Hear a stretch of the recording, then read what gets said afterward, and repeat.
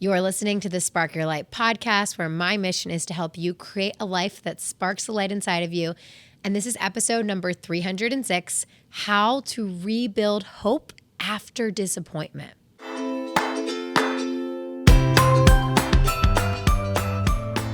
This is the hardest time to rebuild hope, but it is also the most important time, which is why I am recording this episode. I know what it was like. I lived it firsthand to feel disappointed over and over and over again, and to feel like, how could I possibly get my hopes up again when all I have is a history of disappointment? That's how I felt when I was in the hospital with my son Michael, and every single time the doctors would try something to bring him home, it wouldn't work, and I was just constantly disappointed. And I hit such a low point where I said, you know what? I'm not going to get my hopes up anymore.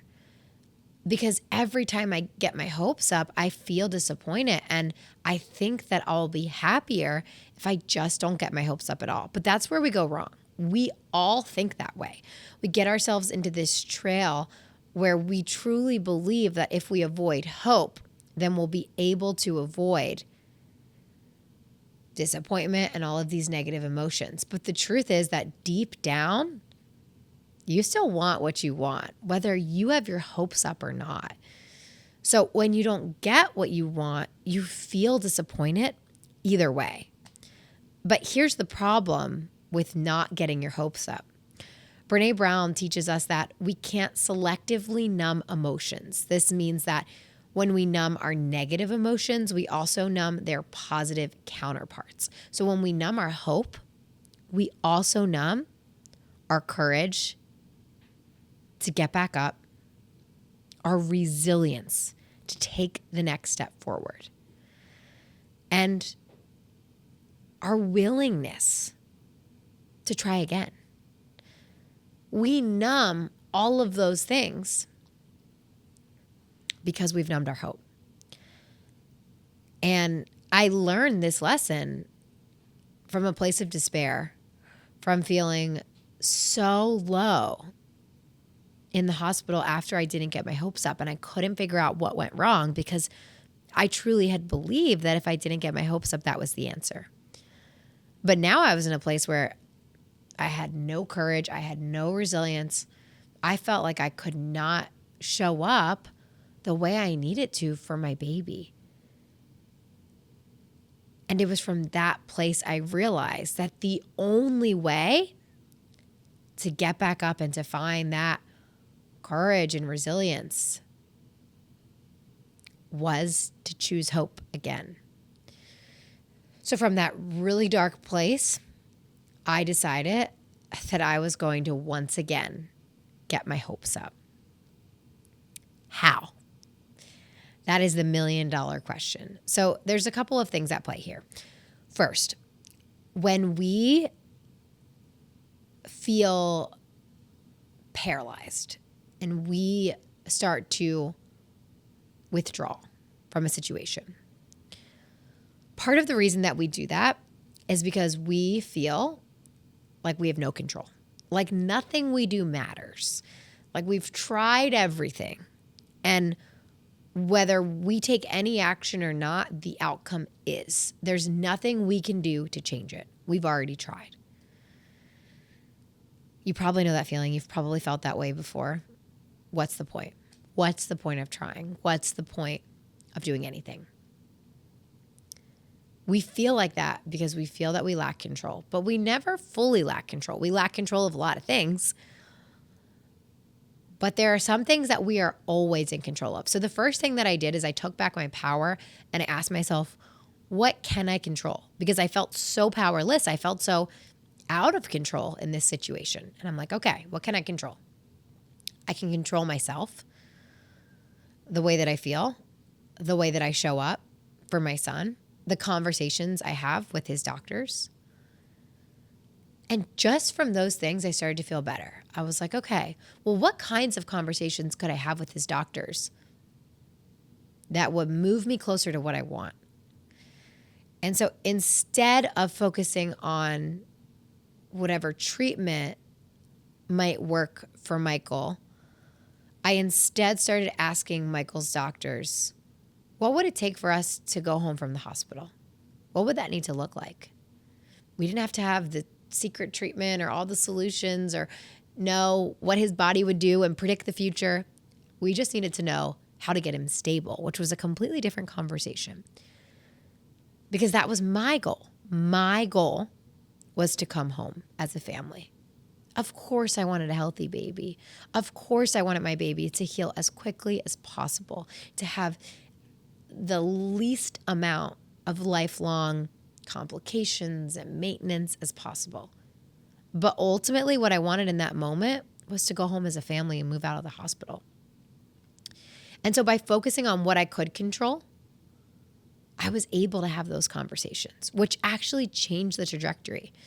Because with those conversations, we decided to try something new, which actually worked for Michael, and that's the very thing that brought him home. The other thing that I did is I focused on where I wanted to go and not where I was. So when you're focused on where you are, where you want to go feels so far, and that's when hope feels impossible. But it feels easier to reach for hope in the future, right? So it feels easier to think, I want to go home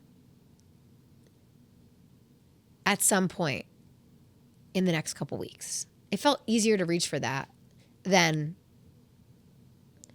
I want to go home today. That present moment just felt like far too much of a stretch.